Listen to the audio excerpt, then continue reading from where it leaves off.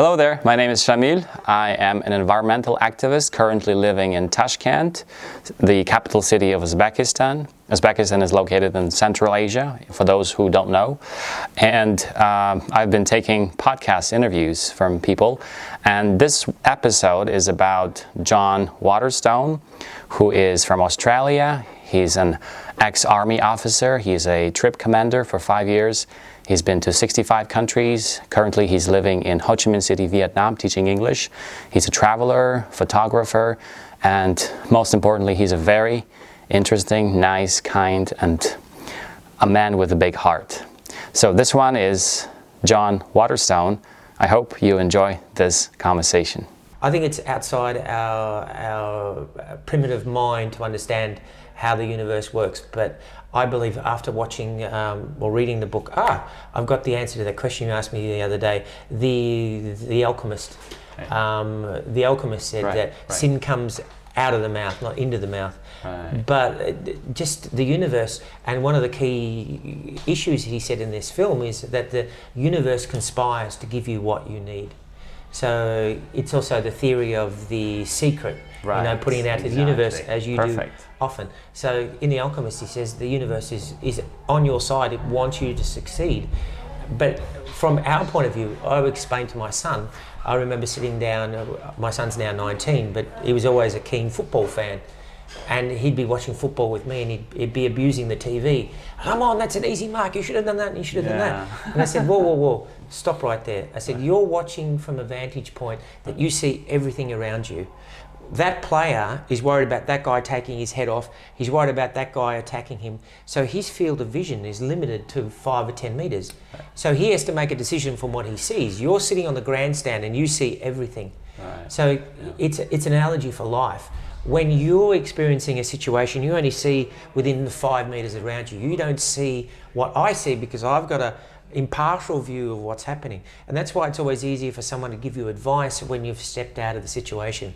And it's hard to see the wood from the trees when you're inside that situation.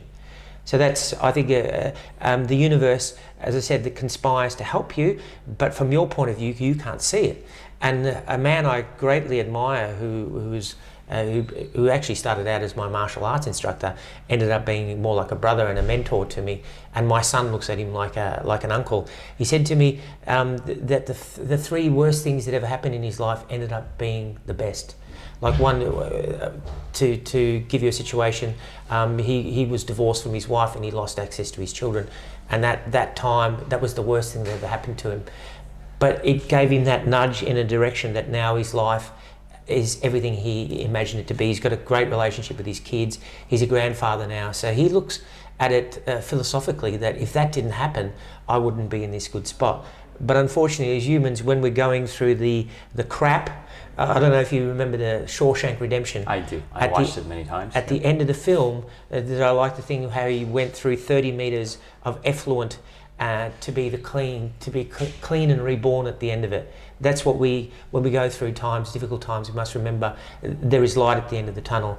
And referring to that guy that we met yesterday who was contemplating ending his life, and I said, you're 20 years old, don't even think that way. This is just a little bump in the road and you'll get over it, you learn from it, you move on.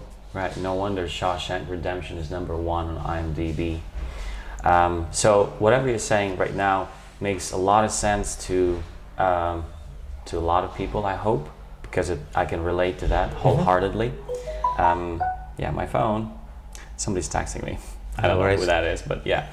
So you said that whatever happens in this life is trying to teach us something, right? Whatever, if we're going through difficulties, challenges, we should take it and actually do whatever we can to tackle that issue or problem, which is a little bump on the road, right? What do you think?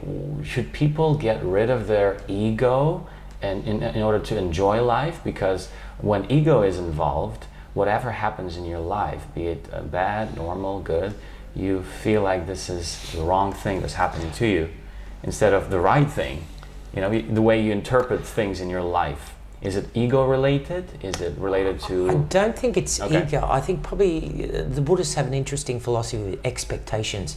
We all have expectations. And of course, we all have a self-centered view. we are the center of our universe.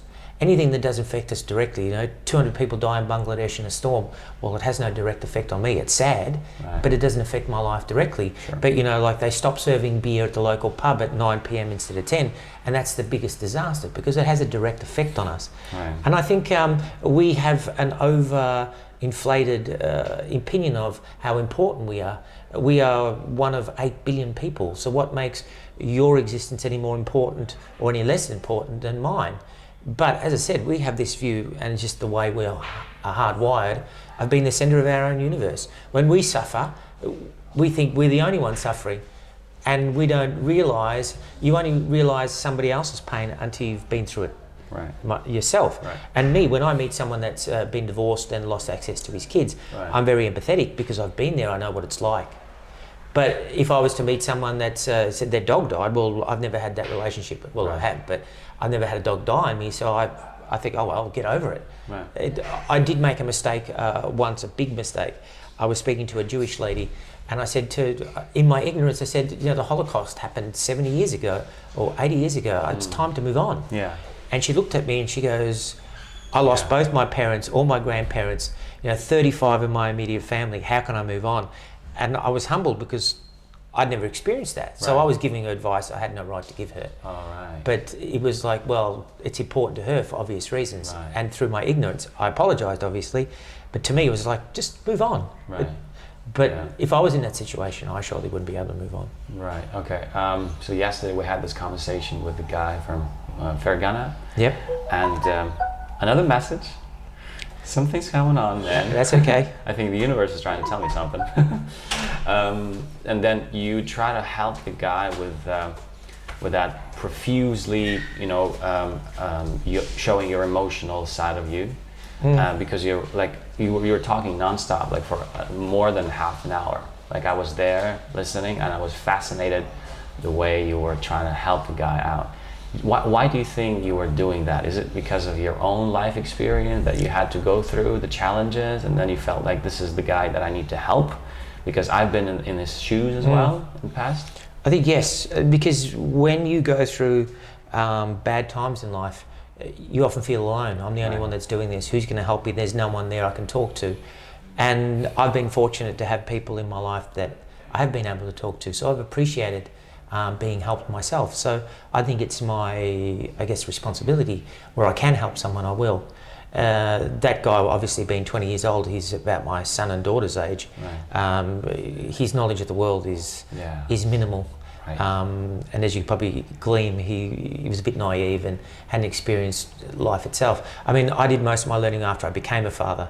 I had this misconception that when I had my children, I would teach them, but they taught me more than I taught them, because I was getting a chance to go back to my childhood and reliving all the experiences they had. So I think it's a moral thing that if I can help, I will help. I believe in karmic banking, and I don't know if the term actually exists, but I've always liked the term. What you invest comes back to you, and karma is an extremely good banker. So when you invest bad energy with it, it returns bad energy. If you invest good energy, it returns it to you. And a lot of people a lot of people misunderstand my intention. Like I've been in a situation, I've helped someone and they're thinking, what's your angle? What do you want? Especially women. Women find it uncomfortable if I go out of my way to help them. They're like, what are you after? And they're like, oh, how can I pay you? Or, I don't need payment because it's karmic banking. What I'm investing in you, when I need help, hopefully the universe, inshallah, will give me that type of support. Sure. All right, let's wait for another message coming out of my phone. All right, so going back again to that situation where you had to teach the guy on how to live. But I think everything happens for a reason. Again, like I want to stress that out. Like in your 20s, you're still searching, you're still trying to find yourself, find your path in life, and that's very good. I mean, this is how the universe is trying to tell you something, And the fact that he was in dire straits, that he had to go through whatever he had to go through and suffer because of that. The only thing that remains is that he is humbled and he learned the lesson. Now he starts a new life, a new chapter. Right, so I don't think that people are naive, people are inexperienced, It's just that the way it is. It's just the way it is, and then people will learn. You know, we all learn all the time. The saying by Lenin, who said, you live a century, you learn a century. And then also the Japanese saying, even monkeys fall from the trees. So if Japanese say that, then, people make mistakes. And that's good, making mistakes and rising up again. Just like you said yesterday, you've repeated that phrase a lot of times, and it made a lot of sense to me, right? So, what do you think is needed to, it might sound a little bit utopian, but what do you think might be needed to unite people all around the world? Because we have tensions in terms of races, in terms of political agendas, in terms of other things that I'm not going to go into. But what do you think is the right model for people around the world to unite and understand each other, and then live not in a harmony, but in an understanding environment where people are not fighting, because fighting is actually the greatest sin, right? So, yeah, tell me. I think what we've lost, and unfortunately a result of modern life and technology, we're all connected. What we don't realise is we're one organism. We're an individual cell in an organism. You start removing some of the individual cells and the organism fails. I think along the way we've failed. It's become, we've been taught it's all about me. It's that me culture. If you go to Japan, it's about the greater good for the greater community.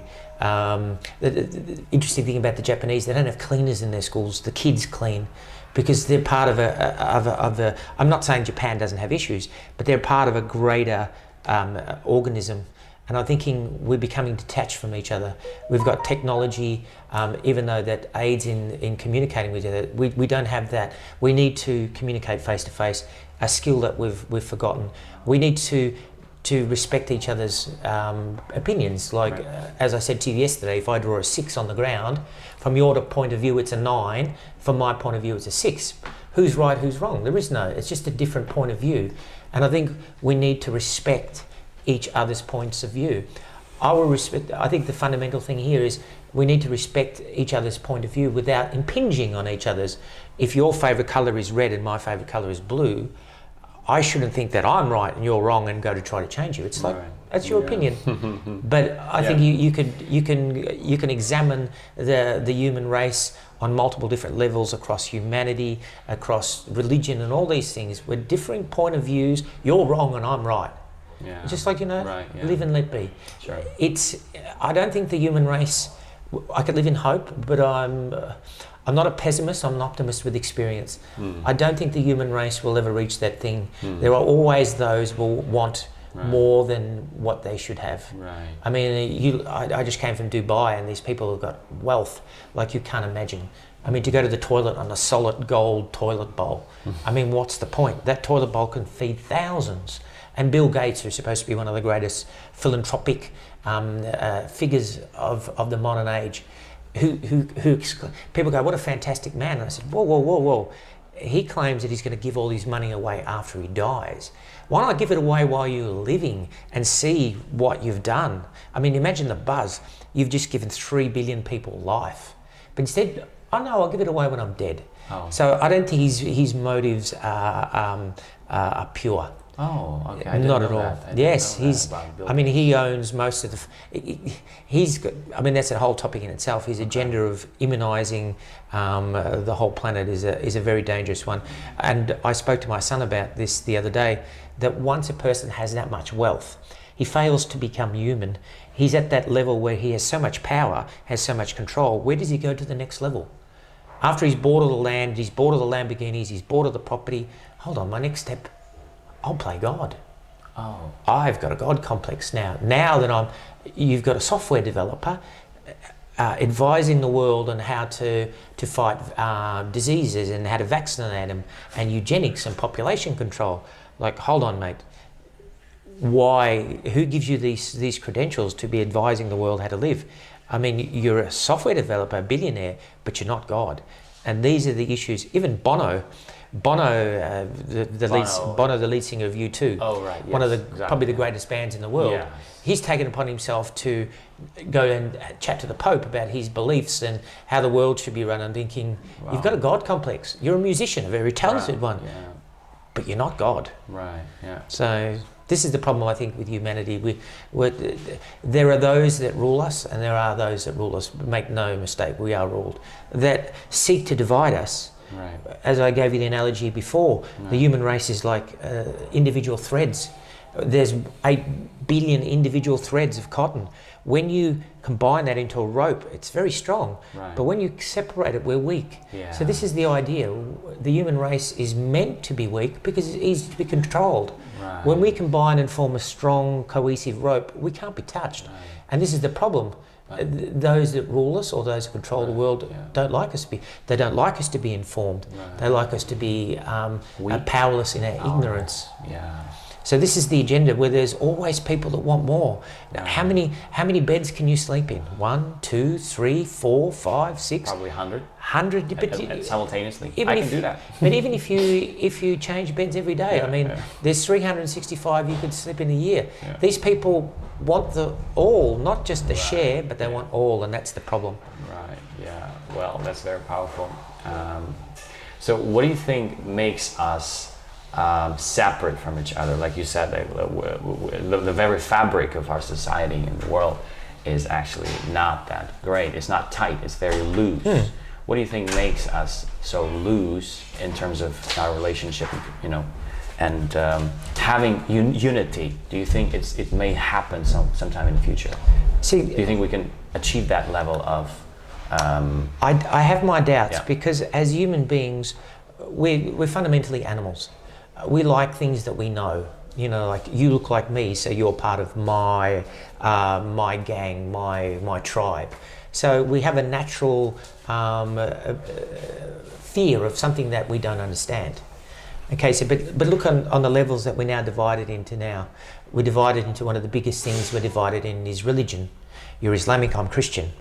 Like not many people know, we worship the same God. You pray differently to me, but we're at the same goal. Yeah. I look at it that way, but a lot of people go, well, you do it the wrong way, as you figured out from our recent experience, exactly. and I'm right. And it's like, it doesn't make a difference. Yeah. We're divided on religion. Yeah. We're divided on sexual preference. Yeah. We're divided on culture, the colour of our skin, education. Right. And now we're being divided on gender, Right. which is, now the world is split in, not 2 genders anymore. There's about 12. You know, there's male, female, ambivalent, LGBT. There's so many things. Right. And this thing serves no more than to divide the planet into multiple groups. Yeah. And when you have multiple groups, you have dissent amongst those groups. Right. Instead of looking at each other as like, you're a human, I'm a human, Right. we're fellow humans, Exactly. I look at you as an Uzbek, Islamic man, and I'm an Australian. Right.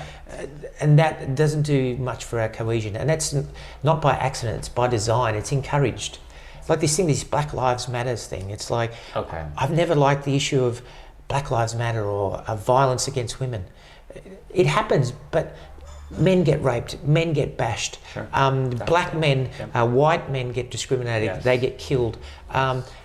Sure, the proportion may be varied, but we should embrace the idea as all lives matter. Yeah, Yeah? exactly. Yeah. Yeah? So taking it to the next level, like again, going back to that question of creating that harmony, a unity. Based on what you just said, it's not likely that this will happen in the future. No. So what do you think? What do you predict might happen based on the way things are right now? And then what are we progressing into? Like, can you like predict what's going to happen after like 100 years or 50 years? You know, based on Elon Musk, things happen very rapidly, which is true. Like, it might be the case that after 50 years we might have a totally different world. He might even, like, according to Elon Musk, we might reach a point of singularity, which is uncertainty. We don't know what's going to happen after that point. But in your estimate, what do you think might happen?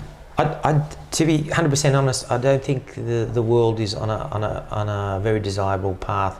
All the signs are there. As long as we have people, small amounts of people dictating what the rest of us do, we're on a collision course with disaster. I mean, that Elon Musk is definitely a genius in his own right, but he has some strange outlooks on where the human race is like. We're going to combine human races with technology, and it's just a recipe for disaster. I mean, it's like the movie Terminator. Yeah. You know, when the computers realise and become conscious, Right. they realise that we're a liability, Right. and they start destroying us. And I have no doubt, I've seen some of the technology, and I'm an engineer by background, and I can see with the advent of AI, artificial intelligence, and robotics. Like, people look at, there's a company in Boston called Boston Dynamics, Right, I and heard they about develop it, yeah. these robotic dogs, and they're Yeah. amazing. Right. And people go, how amazing? And I'm thinking, no, that's not amazing, because those things are going to be the ones that armed and will be patrolling our streets and controlling where we go and killing us if need be. It's a very dangerous path. Technology is supposed to help man. It's supposed to better man, not destroy it. I mean, look at technology. In my recent travels, I went to Chernobyl. Right? The pursuit of technology and nuclear power. I mean, it's a wasteland out there. Right. And I've been into your own country, the RLC, in pursuit of growing cotton. We've destroyed one of the fourth biggest sea in the world. Right. Lake. Humans are never happy. It's never fast enough. It's never pretty enough. Right. It's always got to be better and better and better and better. Right. Yeah. And logic tells us we have to reach a point where we can go no further, Right. but we keep pushing the bounds. Yeah. We want something more efficient. We want robots to do the jobs that humans do. But what do humans do when there's no work? Right. And I think these people, Elon Musk, he's another person I think that has a God complex, that sit there and go, well, sorry to divert a bit. I had this discussion with my son. I said, if I gave you ultimate power to change whatever you wanted, I gave you ultimate power. And he said, like, I do this and I do that. I said, you know what? My first thing is I do things like pedophiles, people that kill kids. It would be the first, I'd wipe them. Right. I mean, it's my personal thing whether right or wrong, but I have no tolerance for that type of thing. Yeah. I'd do that. And people that exploit people, I'd arrest them. So if I had the ultimate power, I'd mould the planet. But it's a fantasy for me. But for guys like Elon Musk and Bill Gates, it's not a fantasy for them. That's a reality. I mean, Bill Gates is given the WHO, the World Health Organization, billions of dollars. He can control the World Health, or he has power that we can only dream of. So I think it's human nature to, we'd like to see the planet in a way that we think is the best for the planet. But we fantasize about it. These men live it.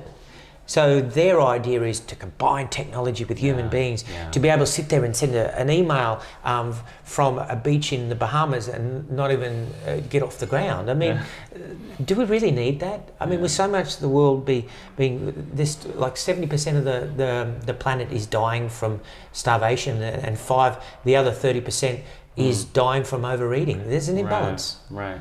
Yeah. Okay. So that's very interesting, man. A lot of points you made.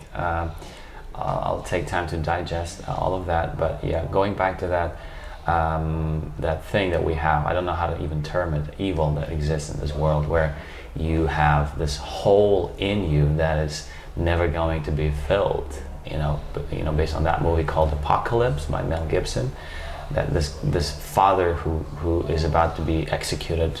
Apocalypto. Apocalypto. Right. Yeah. Exactly. Who is about to be executed by the neighboring tribes. He says the following, do not be afraid, because if you're afraid of life, if you're afraid of people, if you're afraid of unknown, if you're afraid to connect and unite, chances are you're gonna be dead. You're gonna be down, and it's very powerful. And then he also says that human beings naturally, if they follow their I guess the brain or mind, it's a game of heart over mind, which is not happening nowadays. It's probably more mind over heart. So he says that if you live your life based on your instincts and on your preferences and based on your mind, using your mind mostly, then chances are you're going to have a very big hole that's not going to be filled anytime. It's going to be infinite. The hole will never be filled. It's like going down that bottom that's never going to end. It's like complete darkness that's never going to be filled. So that's a recipe for disaster, right? So what do you think can be done to counteract that, to kind of push the boundaries and step outside realm of darkness, let's call it that way, and then start moving towards light? I think we're in the period of an awakening. The human race needs to be awake and to understand what the world really is. It goes back to one of my favourite films, The Matrix. People look at it as a bit of a science fiction film, but the first time I watched that in the cinema, I can still remember taking my ex-wife and I said, "Did you enjoy the film?" Because I loved it. And she went, "Oh, there's two worlds." And I'm like, "Oh no, you just missed the whole point." It was subtle, but the point was more than just a science fiction film. The film basically depicts that we're prisoners, right? The bars around us are invisible, but we're all in prison. And not until the human race realises and awakens, that realises that governments are not out there in our best interests. Governments, presidents, prime ministers are out there for their own agendas. Very few of them give a damn about the human race, right? There are multinationals like Pfizer. People are talking about the current climate now as if it's just vaccines. Pfizer was sued in, I think it was 2019, for over $2 billion. They were the biggest amount they've ever been sued for, because they were doctoring documents and bribing people. Pfizer's not a company that you would say they're good guys. I mean, you think about pharmaceutical companies. Pharmaceutical companies, if you've got a disease and I can give you a $2 pill to cure you, I made $2. But if I could give you a tablet that remedies your symptoms but doesn't cure you, I've got a person for life. You'll be taking that tablet every single day. It comes to finances. And I have no doubt. I mean, you got to look at the humanity. The biggest selling pharmaceutical in the world is Viagra. Oh, really? Yeah. Didn't know that. It's Viagra. Because we spend more money on erectile dysfunction than curing a lot of the diseases. I mean, this controversy about Invermectin and all this sort of stuff. There is so much documentation saying that drug actually cures COVID. And there was actually a herbal remediist in India who was treated his whole village, and it was like the biggest thing in India, but the media quashed it because he actually found a remedy that was working. Japan, the Japanese government, were actually investigating his research, but it's been squashed because no one can make money out of it. It's all about money, not for the greater good. It's about money. That's the money-driven life we have. It's the problem is when we wake up and realise our governments don't serve us, pharmaceutical companies want to make money out of us and not remedy us. Everything's about the dollar. The food we eat. You were talking about sugar. I mean, we were talking about Coca-Cola in the car yesterday. An average can of Coca-Cola contains 13 spoons of sugar. And if you want to check that, every 4 grams is 1 teaspoon. So when you read a Coca-Cola can, you'll read how many grams and do the calculation. So the recipe, it's proven that the recipe contains certain chemicals because the sugar intake in that drink is so much that we want to throw it up. So it contains chemicals to prevent us from throwing up. I mean, we drove past the Coca-Cola factory yesterday. There were tourists there in trucks. They're creating a drink. How many billions of dollars they create? I was telling you that the syrup for Coca-Cola, a pallet costs over $250,000 for a pallet of the syrup. So you can imagine the money spinner. So there's no moral ground when it comes to this capitalist model of making money with no thought for the effect, but just money. We don't care if the kids are rotting their teeth, they're dying of diabetes, but we're making the money. Of course. And this is the problem. This hunger is never ending. Correct. It's not going to end at all. And always the bottom line needs to increase. And until the human race wakes up and realises that people, multinationals, governments are not serving us, we serve them, the planet will never develop. And with the advent of the internet and people talking, people are starting to slowly wake up, like the banking system. The banking system has to be the biggest scam in the world because they lend you money that doesn't exist. And then you have to pay them that money they lent you that didn't exist, plus interest. So it's the biggest scam and they never lose. Yeah, I feel like going back millennia where at least we had fresh produce, where we didn't have, what do we call this, additives, whatever the stuff they make, GMOs. 70% of our food is GMO'd now. Yeah, that's what I like about Uzbekistan. We have fresh produce, we have fruits, luscious, juicy. I love doing that. Like I love exercising and eating healthy. Now, going back to that hunger that's not going to be satisfied, never. And then you said about waking up. People should wake up. What do you think might be like very simple, practical thing to do to wake people up? The problem is that people in such a deep sleep. I said that comment to you. It's easier to fool someone than convince someone they've been fooled. The matrix runs deep. They're in a state of delusion that they see the world as it's portrayed by the elites, but it's not like that. Right. So people need to wake up, and it comes through education to realise what's going on in the world. But it's through this social media and sharing. I mean, now look what's happening now.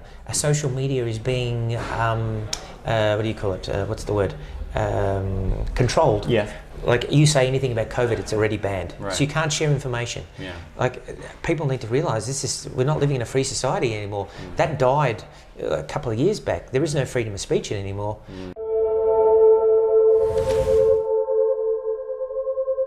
Okej, dawaj. Sam się rozmyślił. Dawaj. I am a movie maker, film director, and currently I am taking interviews, podcasts from people around the world. I have an online presence. You can follow me on Instagram, Telegram, YouTube. This conversation is with two people, Sherry the King from Dubai, who's actually from India, and Casey, who is from Tashkent. So this conversation will be about Dubai, will be about hotels, Tashkent, Uzbekistan in general. I hope you enjoy this one. Yeah. And I'll accelerate more, and there's a hump. And then I'll be like flying all over it. But, oh, okay. Because I was doing 45 or 47 miles an hour, 70. Miles an hour, okay. I was doing it. This is the super fastest scooter ever they gave me. Oh. They told me. You rented it? Or? Yeah, I ride it Okay. before. I ride skateboard and all. But you rented it? Yeah, we rented it. Okay. How much was it? I don't know, like around, my friend, he rented it. Oh, okay. We rented 7 scooters. Okay. So rented 7 scooters. So he had only 6 normal and 1 high-speed scooter. So we are 7 guys total. So he said, Nice. okay, I'll give you the fastest one. Yeah. You're from Dubai, you came here, so I'll give you the fastest one. The DJs. I'm like, yeah, perfect, so cool. Yeah. And that really made me fly Are all you over getting the on a place. scooter every time again? Like, are you gonna ride a scooter again? Yeah, I do. Okay. Of course But I'm then gonna with ride. caution, Of course, yeah. of course I'm not gonna stop because of this. And it's better. It could have been worse. Yeah. It could have been worse. Like I was doing it on the highway, so it could have been worse. So thank God, alhamdulillah, it's better. Like just nice. scratches. Yeah, which is not that great. I mean, not that serious, having scratches once in Yeah. a while. I think life itself, if you have difficulties, challenges, it's even better Oh yeah, it to gives learn you something. it, 'Cause exactly. learning starts with something that's challenging, that's stressful. Most people are like attached to their life, to their ego, and they don't realize that whatever comes their way is actually for the better. Yeah, that's true. That's what we do. We learn all the time. That's very true. Tell me about your experience, because you say you come from Dubai. You lived in Dubai for 20 almost years. Yeah, almost more than 20 years. All Yeah. right. So yeah, probably you're like mostly from Dubai. Yeah. From India. Yeah, but yeah, you have the background, Indian background. Yeah, I do have Yeah. my parents, and like I'm Indian. Yeah. I'm just born and brought up in Dubai, and a couple of years back, mom, dad, they moved back to India because Right. of they completed the things, and I remain there only. I continue my studies, like my work and everything, Yeah. because I'm working with Skydive Dubai, and I'm doing paramotors. I'm flying also, Nice. and I'm a DJ in the night in the club, so. Basically, like the time what I have is like only in the evening to work, and the work. whole day I'm free. Yeah. So I got a lot of things to do, a lot of activities I can be a part of it, like go Perfect. for adventures and all that, desert safaris, and that's what I only love. So Yeah. that's you great. Should, you should do podcasts as well. You have that voice. That's, I tried it once. You did? Oh. Yeah, I tried it once. I was when I started flying paramotors, I tried to shoot a couple of videos, but I don't know. I'm too lazy to Yeah. edit them or something. So like okay, now I'm gonna leave it for a while, Oh, unless until the I will editing part. I will So get a probably- complete one. Yeah. Oh, okay. But So- probably like me, I don't do editing. I mean, I do editing myself. I don't do the other stuff like choosing the lights, choosing the mics, choosing the setting, which is very nice. I like that picture yeah. of an ape. This one, yeah. There's the ape in the space. Yeah. Oh, that's a legendary picture of the. It's a gorilla. It's not an ape. It's an ape, in yeah. space. Right. So, but tell me about your impressions of Dubai. because you said you were brought up in Dubai, and did you ever live in India as well? Or? Yeah, I do live in India. I completed my 3 years of education, high school from India. Because when I born there, I moved out to India because in Indian school it was quite okay for me to go ahead for my studies because I wanted to go for media studies. Right. Which I did not completed it. So that was the thing. Okay. All the scenario because of the two different countries, always between traveling. Yeah. I couldn't get that much time to concentrate on the studies, and especially when you live in Dubai, your eyes are already full of stars, so you don't follow that much. You go for more and more adventure. And I'm the only child from my family who's more into the things. Okay. As recently you can see, I'm broken down. The day I landed in Uzbekistan, I was doing some adventure, trying this scooters, and while trying to make a video, and I just fell over it because I'm used to Dubai roads. And then I got a hump here. I didn't know but that they have humps as well in Dubai. Lots of humps. Yeah, but it's like not on the highways. At the highway, there's no humps. But I've seen suddenly hump here, and I'm like, I couldn't control it, and I just fly over it. Sure. So is it like fair to say you're more like when it comes to your values? You were brought up in Dubai, and then you lived in India. Are you more like? What makes you more Indian? Like, what are the things that make you Indian, and what are the things that make you Dubai person, like Emirati? You know what I mean? Yeah, I can get you. For me, see, what I think and what I felt the most, the culture is almost same there. The culture is almost quite same. As the elders thing and the respect things comes in Dubai, it's more than India. And in India, what I feel like closeness, friendships, and relatives are there. So you always get like a special love from your family once you visit there. So that's quite really, you get to pamper yourself there. Oh, hey, you got pampered, and then you come back to Dubai and life, friends, and everything. So it's quite different, but it's almost same because anyway, a lot of Indians are living in the Emirat, and the best thing about Emirat is like whichever nationality you are, they really doesn't matter there. It's just all same. You can do all the things all together. That's perfect. That's the best thing. So when you are in Dubai, what are the things that you miss the most? And likewise, like vice versa, if you're in India, what are the things that you want to have that you don't have in India? I miss desert safari. I miss flying. So when you're in India, you miss those things. Sorry? When you're in India, you miss flying. I miss flying. I miss desert safari, and most of all, I miss my really friends. I miss them most. They are the most, because in India I don't have much friends. All this time I'm in UAE, so all my friends and everyone, they become a part of family. So okay, are those friends like why do you think you miss those friends? Is it because you relate to them? Is it because you grew up with them? Like, what do you cherish the most in your friendship? I grew up with them, and they were with me in every point of my life, even if it's hard, the toughest one. And they were the ones especially who would keep pushing me to my limits, keep pushing me to be who I am. Like, I would have been lost away a long time back if I would have not followed them, but they keep standing up behind you and they keep pushing up you. So that's what makes you, like, I think that's what the friendship is, to always be by your side. And that's the main thing what I missed about the most. I miss them the most, that's all. Okay, and so you said you DJ at night, you do skydiving. What other things do you think you would want to do in Dubai? Do you have some future plans? Like, do you have a strategy to? Yeah, I do have future plans. Want to settle down in a country, in somewhere far. But in a country in Dubai? No, not in Emirates? Or? Maybe in Emirates or outside Emirates, but till now I've not decided yet. But one of my dreams just came true on this trip, because it was one of my dreams to visit the old Mughals and reach to the last step of the Mughals, Amir Temur. So finally I'm here completing my first and very important dream. And inshallah, for sure, now the next one will go through with some small business or something. Wow, that's very powerful. Your dream was to come to here. Have you been to Samarkand? Not yet, but soon I'll be going after 2 days. Perfect. That's where I'm from. You're gonna enjoy it. Oh, for sure. You're gonna see lots of Tim Reed architecture. The tomb of the tomb of Amir Timur. It's beautiful. I want to visit that. That's what I was. Yeah, perfect, man. I guess we're all done. I mean, it was a nice conversation. My pleasure. It's my pleasure to meet you. It's an honor to have you here. My pleasure. For the podcast, for the interview, and so hope to see you soon. Inshallah, definitely. We might meet up in Dubai. We might meet up in India. Anywhere. Anywhere. We'll be in touch for sure. It's going to be a pleasure. Sure.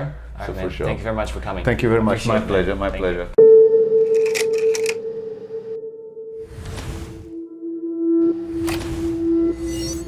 Do you normally have for breakfast? I mean, that's okay. Fried eggs. Okay. And cheese. Cheese with fried eggs. Bread. You cook yourself? You cook your own breakfast?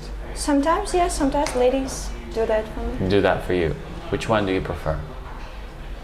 Me, for sure. Because? Much tastier. So you like the taste of the food that you make, not the process of cooking. You don't like the process? Not really. Sometimes. Sometimes. Like once. Not always. 1 out of 10 times. Or 9 out of 10 times. Less. Like 5. Or more. Okay. So, but what are the things that you really enjoy doing in life? What are your passions in life? Do you have any? Probably do. Most likely you have a lot of passions and hobbies in life. Most of them I can't do. I have no time. Sure, tell me about it.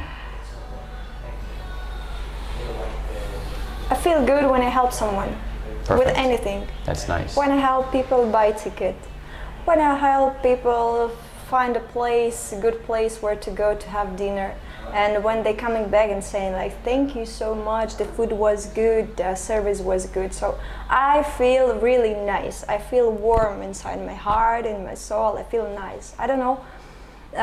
My work is not really helping people, but I wish one day I would find the things I have to do, I want to do. Now I don't know yet what is it, but I feel good when I can help to someone with anything, with advice, with right. And that's what people tell me.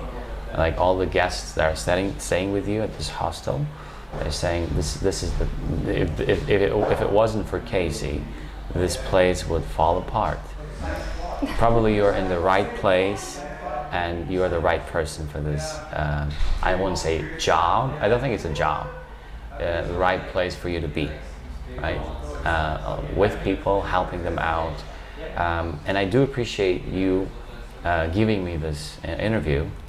Although I know you, this is my first day, getting to know you. But I did a little bit of a checkup. I don't, interview people all of a sudden. Don't get me wrong.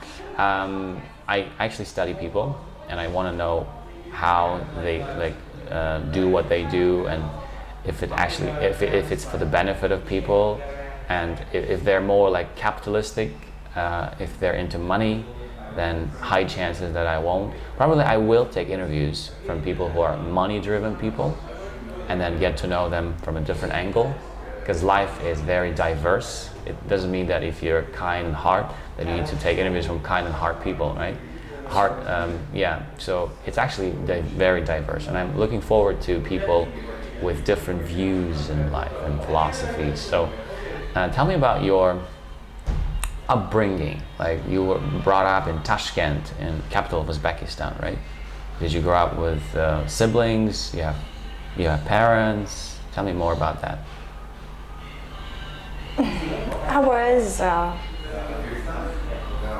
I was born in Tashkent. Yeah.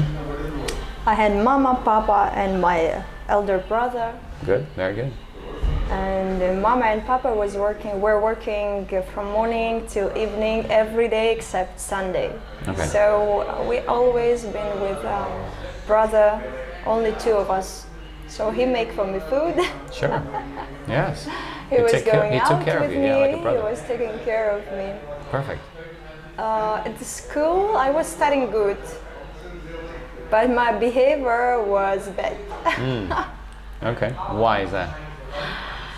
I don't know. I try to put everyone on their place. Like, Okay. don't scream, don't run, and in the yeah. end was like, I'm doing all this. Sure, sure. So you like order in life. That's why your place that you run here, you manage, is very in order, right? That's an advantage I to think have. so, probably, yeah. Yes. So, but tell me more about your parents. Like you said, you grew up mostly with your brother, which means your parents were busy working. Yep. Okay, and then you didn't have much time to spend time with your family. I mean, your Yes, parents. but Okay. they always, when they have time, they always give that time to me, to Yeah. us. Yeah. My mom was a chef Chef. Yeah, yeah. at a very famous cafe in the USSR, and after Yeah. that time, called Buratina. Yeah. Okay. Then like So a she drink, was- we have frizzly drink Buratina. Yeah. She was working there many years. And my father, I don't know how to say it in English. Okay. Svizist. Sorry. Svizist. I have no idea what that means. Svizist. But So anyways, you the can. person who providing the phones Perfect. Providing phones. internet. Internet connection. connection. All So right, he was nice. a driver and he was a connector. Perfect. And what does your brother do? What does your brother do? It's a little noisy here, but it's fine. My father taught him how to fix electronic things. So Sure. since he was like 12, he could fix iron or Yeah. I don't know, socket, or many things. Yeah. Okay. Interesting. And so he can work with hands. Nice. Like people say, the real man should work with hands. So And do you he agree can with this? fix anything at home. He can change design whatever he wants at home. So he can do all that. Yeah. Nice brother to have. Yeah. Okay. What do you think this place offers to people coming from abroad, like coming from outside Uzbekistan? Why do you think people should come to this place?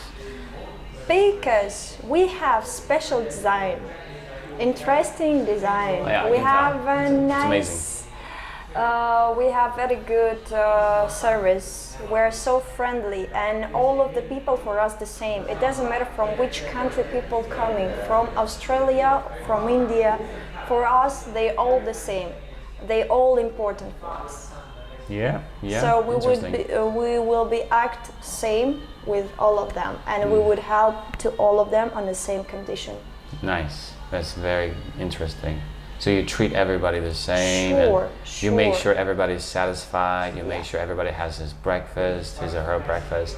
Yeah. And then, what other activities do you think you can offer? I mean, is it just providing accommodation, food, and breakfast, and then something else, maybe? We could help to choose the place to go, Yeah. to help to choose a tour, Yes. and many other things. Okay, so you help people around Tashkent so that they can navigate their way around and go to places Even in of other interest. even in And other other cities. cities, yes, Nice. like Samarkand, Bukhara, Khiva. Okay, so you kind of organize tours, excursions to Yep. different cities. Yep. Okay, that's nice. Right, so what makes this place different is, like, as you said, from other places, is that you treat everybody the same. But what are the things that you can offer? What is the core value of hosting people? What is it to you? Why are you so hospitable? Why are you so friendly? What makes you so special? So special. If you act with people good, Yeah. the life will be good to you. All right, but if If you people, make something feel happy, you will be happy, and your business will grow up, because people, they like when people act with them in a good way. so okay, so it And- means if people act in a bad way, I don't know what bad is in your interpretation. What is bad to you then? What does that mean to you? Does that mean people do it on purpose to They're do something to harm you? like there is some people nose up. They're coming to take a bed for one night, but their nose up. Yeah, nose They up. are looking for hey, bring me tea or Yeah. something like that. Yeah. So we're explaining that we're glad to see you here, but Yeah. there is a self-service. If you would like to have some tea or coffee, it's free. Yeah. Anytime, Yeah, 24 hours, but please help yourself. Oh, I see. And don't forget to wash your cup. Yeah, sure. Interesting. So there's some people like that who order stuff from you and want Yeah. you to do everything for them. Oh, I see. Okay. Tell me about your work experience, your background. Have you always been into hospitality business, hotel business? Okay, that's Yes. that's your specialty. I was working in United Arab Emirates. I was working Nice. in Dubai, 5 stars hotel. It was Al Muruj Rutan Hotel. Nice. Okay. You But were there I as an didn't administrator? Like, I was a receptionist, Okay, a great. recreation reception, but I didn't like the stuff. Really? Yeah. The staff or the staff? I mean the work. Work. Okay. Not work. The people who The was people working work there. with me. Yeah. Okay. My colleagues. Really? Why? They are all liars. Oh. Okay. The boss passing through. Oh, hello, sir. How are you, sir? Yeah. And he's leaving. Oh, hello. How are you? Blah blah blah. Talking on the phone. Right. And so many things happened. So I left that place, and now I'm in a hostel, and I understand that it doesn't matter if 5-star hotel or it's non-star hotel. It depends on the people. Right. People do the life, Yeah. run the life. Yeah. Yeah. Sure. That's amazing. I was Yeah. working in China, so I met many people, many different nationalities. Yeah. Sometimes it was hard, but now I can understand people much better than before, Yeah. because I have already many years experience. That's nice. I think the experience you had in Dubai and China, they were there for a good reason, so that you could learn something. Yep. So the more stress and the more challenges you have in life, the better you become. We want to elevate ourselves. We want to grow. We want to develop. Like, how can you expect to develop if there's no stress? The same way with everything in the world. This my doctor said, if you have no stress, then your body can understand and can't feel Yeah. a dangerous situation. Yeah. And if you feel stress, Yes. You're alert. Then You're you- vigilant. You pay attention. You have a Yes. problem, Thank you you. pay attention. You become alert. Your body sends signals. Hormones are released. sure. And it makes you function. It makes you tackle problems along the way. That's the way it should be, I guess. Thank you very much for a nice conversation. I hope it was interesting for you as well. Although you were a little bit hesitant in the beginning, but I thought, you're a person that I could take interview from, and I wish you all the best and good Thank luck with you. business here. Business meaning hospitality, not business in a sense that Westerners understand it, business like money-driven thing.